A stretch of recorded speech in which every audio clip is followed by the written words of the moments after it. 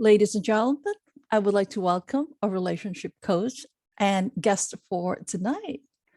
And to you out there who are having some relationship issues, this is the right person to go to. Hello, Grace. How are you?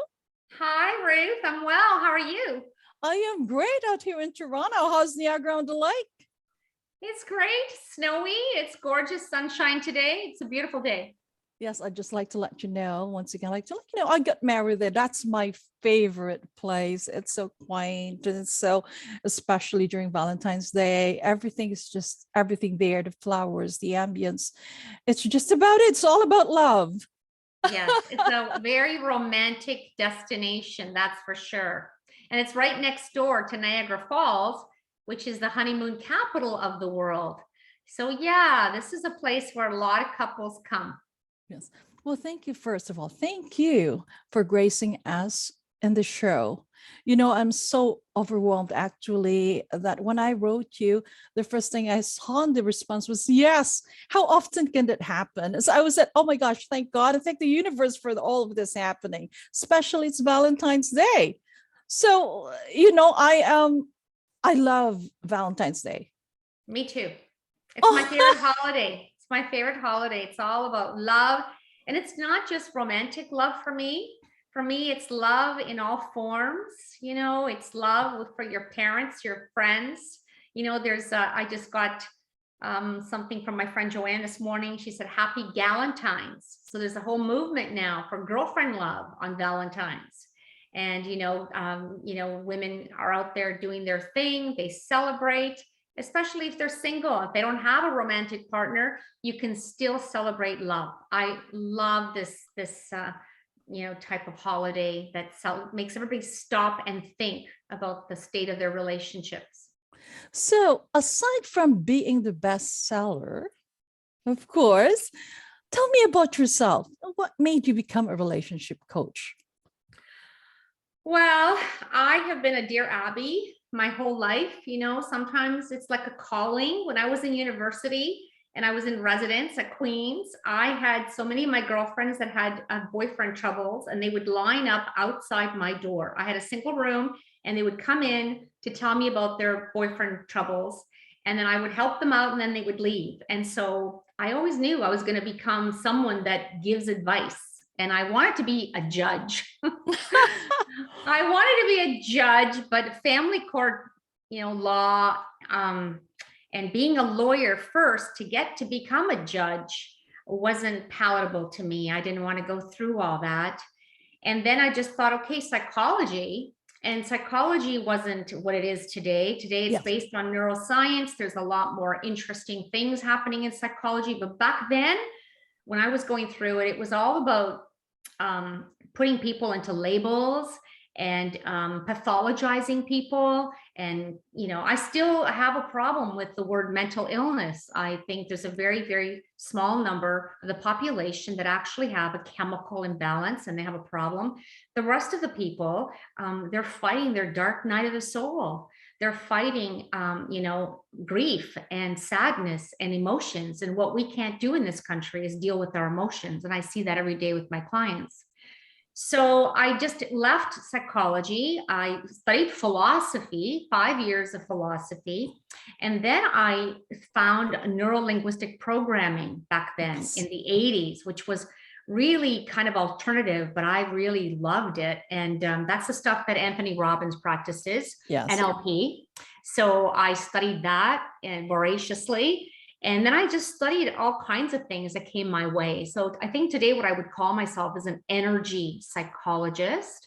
And, I practice trauma techniques, and I help people with their emotions. Sometimes it's completely intuitive, the exercises I come up with to get people to, to kind of cross that river of pain. And it's all about, having somebody who can lead you through that river of pain and getting rid of all the negative toxic emotions.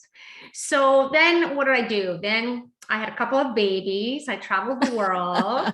I have a boy and a girl. And I got a job in the government for a few years. I've always been fascinated with how federal government works. And then I started teaching seminars and workshops quite by chance. They sent me to this workshop one day, and there was a woman at the front of the room, and she was doing this leadership seminar that I was going to. And the whole day there was a fire burning inside of me going, oh, that's what I want to do. That's it. It's not to be a university professor talking about these life issues to 20-year-olds. That's not what I want to do. I want to talk to these middle-aged people that, have lost their way. And I want to talk to them about, Plato and Socrates and what matters most and values. And why do you believe what you believe? And who are you? And the unexamined life is not worth living, and how to become more conscious. And I was lit on fire that day. And then the universe, as you like to say, responded. And I started with an American company who sent me all over the world, 3 continents. And I was teaching the one-day professional personal development seminars. And, I was at the top of my game. I did really, really well. And then I started my own business. And then I was doing corporate training, corporate consulting.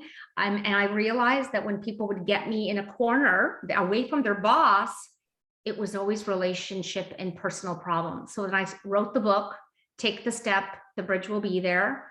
Inspiration and guidance for moving your life forward, because I realized that we had a crisis that was either can't take action or we don't believe in ourselves. So Yes. those are 2 wings of an airplane that if you don't have those established and you don't have those healthy, your plane of life won't take flight. You're stuck. You're on the tarmac of your life. You never get what you really, really want. Yes. And so then the book became a bestseller, 5 times bestseller in Canada, and it's published around the world. And I still do the one-on-ones with people, especially during the pandemic. I've been very, very busy doing the coaching, the trauma release. There's low-grade trauma, there's high-grade trauma. You don't have to experience a car crash to say you've had trauma. If your partner cheats on you, that's PTSD, that's trauma. Yes. And so I do these retreats. I do women's retreats, I do men's retreats, because I tend to be very impatient for results. And I find that in retreats with other people there's something like gestalt, something amazing and profound that happens when it's a small group of people and they don't feel like it's just me and them in a room where they've made the mistakes and I'm like the judge telling them what to do. When they're in a room and we're all together, I love group therapy. I love what transpires. I love where I can get people. And so that's a little bit of a quick synopsis, but it really fuels my desires and my passions. And I mean, I have a grandson now. I could retire if I wanted to, but I absolutely love, love, love helping people. And I love helping people when they're at their lowest and they come to me and they tell me their secrets and their pain. And I consider it a real privilege and an honor to be entrusted with their stories and their truth and their pain. So I'll keep doing this work as long as I'm healthy and that I'm enjoying it. So thanks for having me again today to talk about this, because I don't often get this opportunity. So thank you. Well, same here. I don't get this opportunity to have someone like you guest in the show. And that for me is something that I will be profoundly grateful to the universe and to you. So, well, back to basic. I love to think about we are all born with the sense of belonging. We need to belong. And this is where the relationship comes into play. So let's talk about emotional literacy. So we talk about emotional quotient. What is this all about? What is your take on this? Well, here's my take. Since Daniel Goleman wrote the book on emotional intelligence, it has been like quite a revolution. If you put into your Google search emotional intelligence, you're going to get pages and pages and pages. No other theory has had the impact it has had than Daniel Goleman's. And, he got this idea from Howard Gardner from Harvard University, who had written a book about multiple intelligence, because he was tired of people saying that if you don't have math or language intelligence, then you're going to be left behind by the educational system. You're not going to get a job. You're not going to have a career. So he did this, book too, called Multiple Intelligence. And so he said, there's 7 primary intelligences. There's math smarts, obviously. There's language smarts, yes. But there's also music smarts. There's art smarts. There's sports smarts. And then number 5, he said, interpersonal intelligence smarts, okay. Relationship with other people. And number 7, intrapersonal intelligence, which is relationship with yourself, which is self-regulation, self-awareness, knowing what's going on inside of you. Socrates said, the unexamined life is not worth living. This so then Daniel Goleman took that research that Gardner had done, and he developed the concept of EQ based on intelligence 6, interpersonal intelligence, 7, intrapersonal intelligence. And he created 5 tenets of emotional intelligence. So this is what I know. IQ, smarts, okay, the engineers, the MITs, the profs, the people who are like the geniuses, it's going to make you a lot of money, okay? Look at the founder of Facebook, okay, founder of Google, lots of smarts. So it's going to make you a lot of money. So it's this brain, it's cognition brain, but it's the emotional brain, which is the oldest part of the brain, which is the limbic part of the brain. This is emotional smarts. And this is the brain that research has found makes you happy, makes you fulfilled. And so there's a lot of rich people out there that show up at my retreats, okay, because they have relationship failure, either with their children, their parents, or their spouse. When they're on their 3rd partner, their 3rd marriage, then they come and see me and saying, I thought I was a success. That's because they have IQ, they don't have EQ. Yes, you can be very rich, but you can also report to a manager who's got a better EQ. You can have IQ, but you'll be reporting someone who has AQ. That's most of the leadership has right now. They've got that because IQ will get you hired. Yes. EQ will get you promoted. Yes. EQ is your ability to handle, to develop positive relationships, how to get things done through other people. And that's EQ. You can't bully people. You can't bulldoze people. You've got to have a way. Same thing at home. You've got to have a way with your children. You've got to have a way with your spouse. You can't bulldoze them. Yes. And well, you learn that through experience. I always so believe in you navigate your life based on your experiences, but it does not define you. What defines you is the relationship, the connection you have from one another, from now, as you face through moving on. So some of my clients would actually, how do you deal with rejection? How do you deal with self-criticism, How do you deal with all this stuff? Well, it starts in your brain, the part of your brain that tells you who you are, and that's your limbic brain. Your emotion, when you let emotional brain controls you, that's it for you. You're in big trouble, so you better know how to regulate those emotions. And I find that really fascinating. But back to you. You have been a relationship coach, and I saw that you had some very successful couples retreat. It's Valentine's Day. Why do you think couple retreat is very important? People come for 3 reasons. Okay. They come to my intensive retreat in Niagara-on-the-Lake for 3 reasons. Number 1, they come because the largest number now, it seems, because I've been doing this now for probably 15 years, and over 3,000 couples have graduated from my program. So it's kind of out there, and anybody and everybody, like famous people have come, doctors, lawyers, judges have come, psychiatrists have come, therapists have come, you name it, truckers have come, construction people have come. So everyone has this thing that makes us unique. We have a desire to be loved, and we want love. Okay. So people who come, the greatest number is right now, it's people who are looking for clarity. They're on the Yes. relationship fence. They have to decide, am I in, am I out? And they've been on this fence for a long time. It's draining them, just draining them. But they have a business together. They have children together. They have a home together. They have identity. After many years, you have an identity as a couple. So you have like a couple of friends and you have families and in-laws. And it's really hard to kind of cut that up. So people saying, you know, it's just time. I want to start fresh. I need clarity. Second reason why people come, these are the people who love therapy. They love learning. They love personal growth. And they go, honey, I think we can be better. They go, you know, we have a few communication kind of pit holes or like, you know, roadblocks. Let's go and learn before the problem before I really hate you. Like before it gets really out of hand.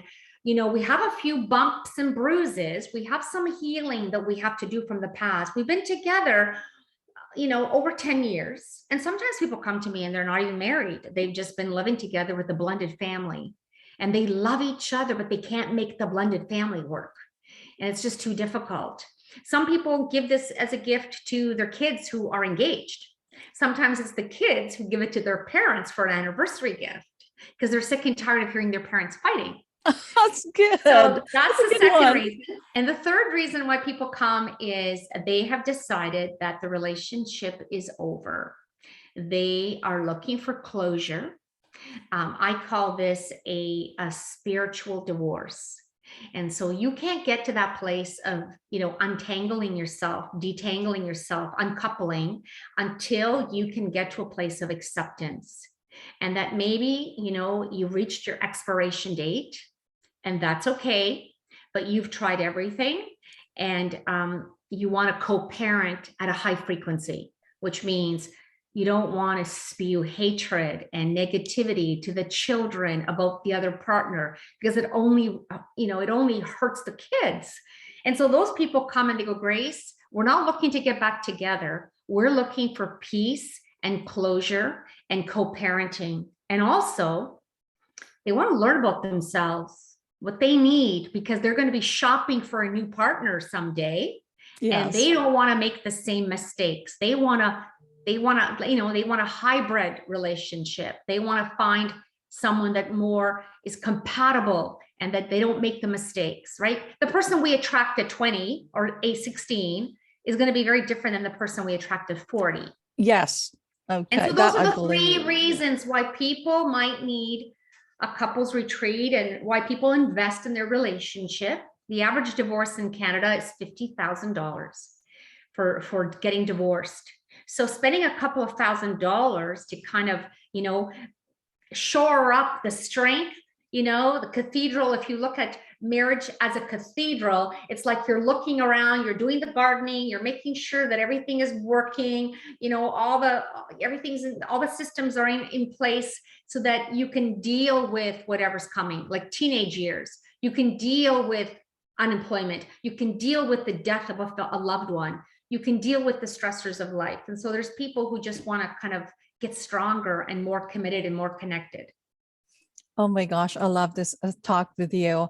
And, you know, this, I find that during this pandemic, actually, we've had a lot of divorce, a lot Yes. of marital issues. And this is unprecedented. Like the numbers out there, the stats of divorces and Yes. ongoing separations is just enormous. And this is why this episode is very important to me because I've got a lot of girlfriends that's going through this, and some of them are now trying to redefine their life as if, you know, they're 16 again, they're 18 again. Some of them are in the process of how am I going to get through this divorce, or should I go through the divorce? And I normally would tell them just wait a while, you know, because during the pandemic, your brain is in a you know, shelter mode. It's something it's in hijack. Yeah. Yes. So something that there's a lot of factors to consider at this time. So what is your take on with pandemic and marriage? Well, it's true. People have been coming out of the woodwork. Clients I worked with years ago, seek me out and say we're having a hard time. So, one of the reasons why is because children were at home and one of the spouses was responsible for the education and to help the kids learn online. And it usually fell on the back of one of the partners. Okay, usually the woman, and there was resentment about that. That was one issue, is kids were home. The other issue is both partners are now working from home.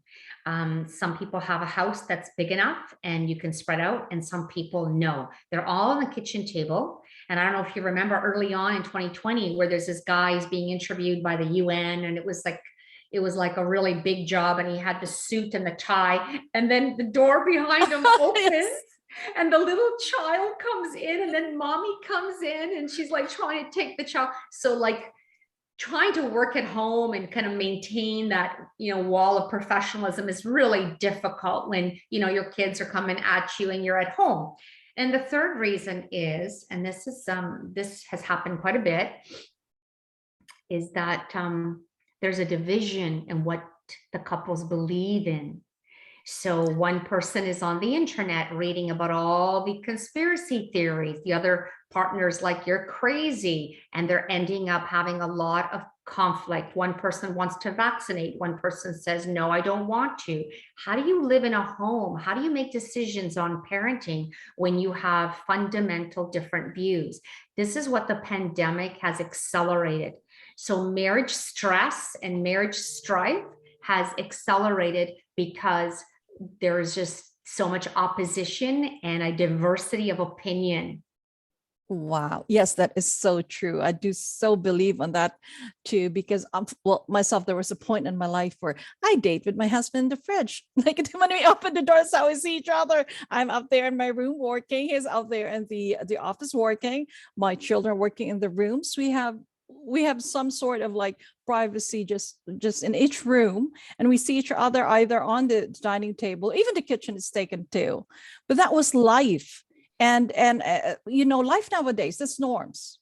So imagine Yeah, this newly married couples, or couples who've got 5 or 6 years old kids dealing with this at the same time with their new careers. They're just in the peak, like they're starting out actually with their careers, and these things happen. It's a little bit overwhelming. it is. So that's why we need some emotional intelligence. So, well, we don't have a lot of time, but I really interest me this topic about dating. A lot of my friends, especially at work, some of them are really young, and they were telling me that, Ruth, we have no relationship right now because I broke up with my boyfriend when I was in high school, and now I'm in university. It's so hard for me to find people out there, or new person to trust, because it's all virtual. We don't know exactly what's happening. So for you though, I'm going to ask you, what are your tips about dating? Well, I'm not a dating coach. So I think it's a very different thing. Like I'm a healer, like I'm helping people navigate their difficulties, and I'm there to help them, stick with the person they have and not to give up. And like I say, stand in the fire with them. When they come to my couples retreat, I say, this is not going to be easy. So are you going to have the courage to stand in the fire and listen to your partner's pain? Because we get really uncomfortable. We don't want to listen to their pain because immediately our back is up and we feel blamed.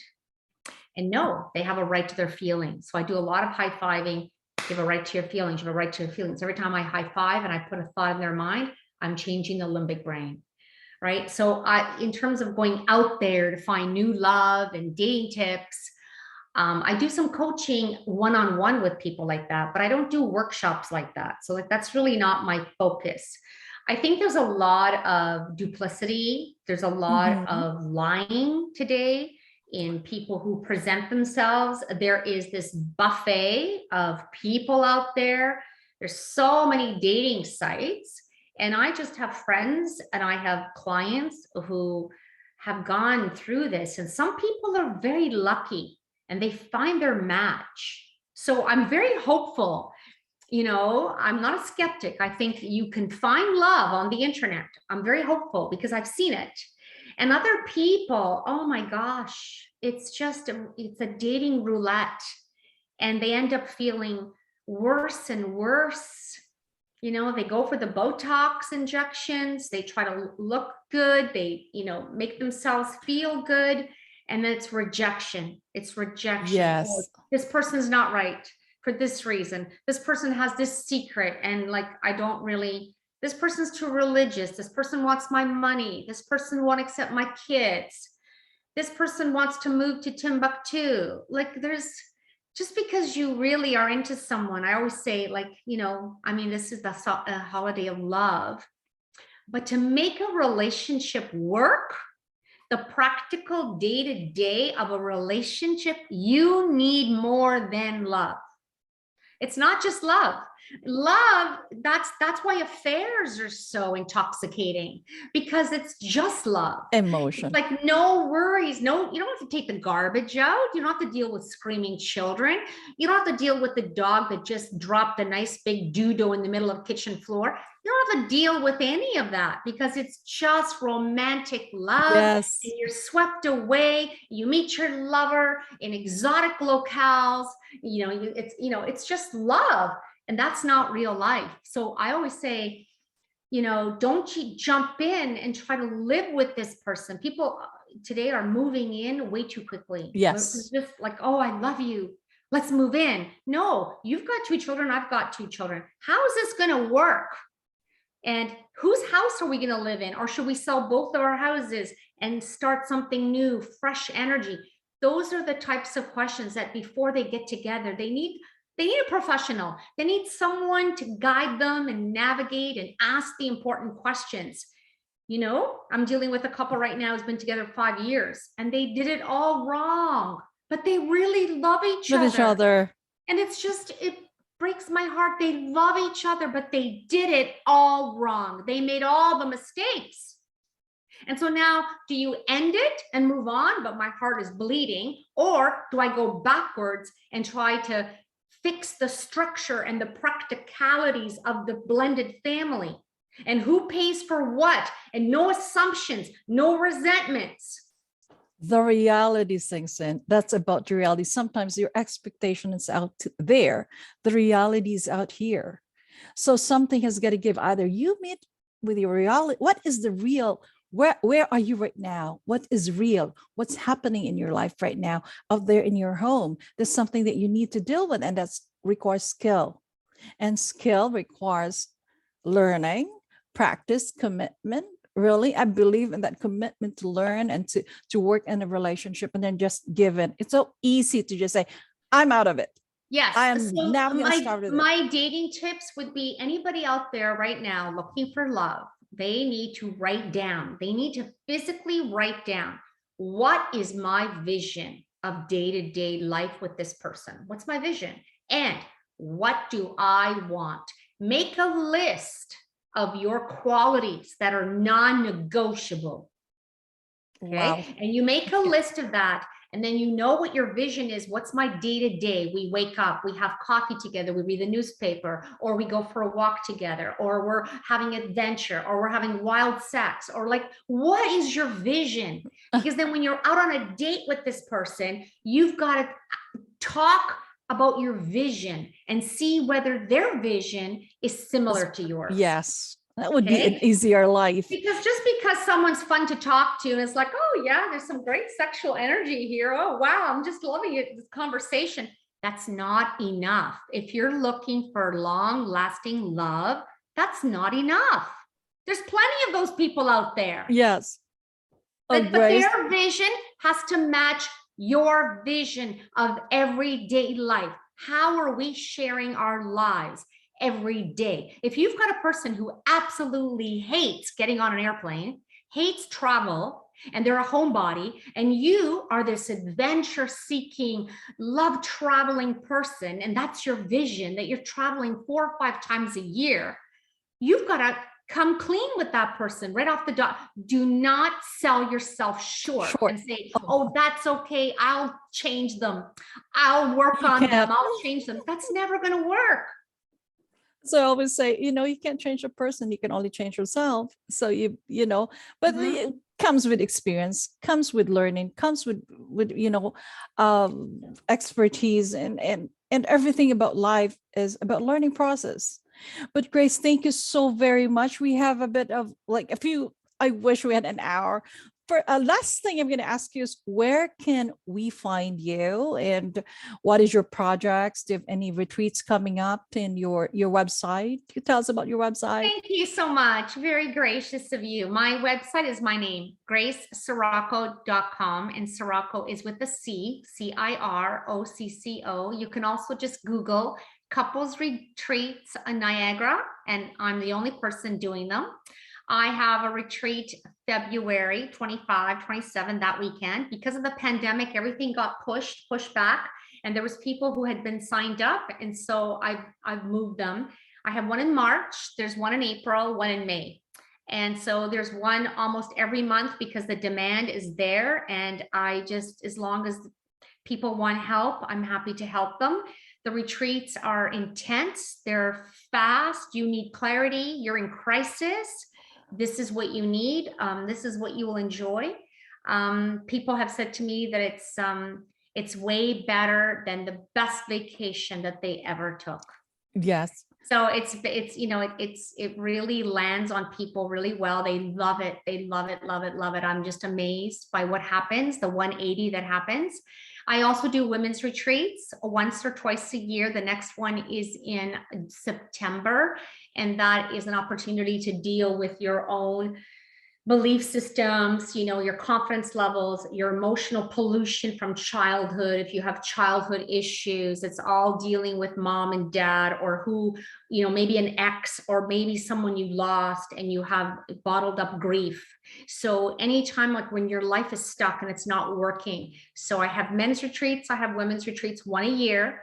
But right now the demand seems to be relationships. I have a relationship book coming out called The Grace Fix, and that's going to be coming out. It's almost finished. We're just polishing it up and editing process now, and it's going to be out soon. And that's my relationship book. They can also read my best-selling book published by HarperCollins called Take the Step, The Bridge Will Be There, and that's available wherever books are sold. It's available online, Amazon.